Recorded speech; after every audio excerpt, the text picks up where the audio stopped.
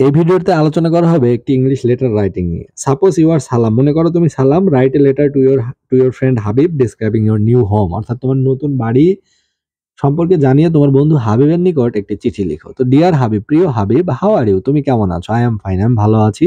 Yesterday we came to our new home, গতকাল আমরা আমাদের নতুন বাড়িতে এসেছি। From now will stay in this home, এখন থেকে আমরা এই বাড়িতেই থাকবো। Father has bought it last month, বাবা এই বাড়িটি গত মাসে কিনেছেন।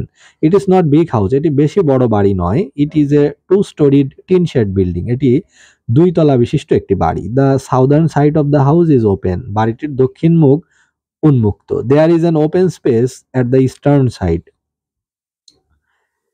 এবং উত্তর দিক এ রয়েছে একটি ফাঁকা জায়গা। I have a plan to make a small garden there, আমি ওই পাশটাতে, ওই ফাঁকা জায়গাটাতে একটি ছোট বাগান করতে চাই। I am very happy in my new home, নতুন বাড়ি পেয়ে আমি ভীষণ খুশি।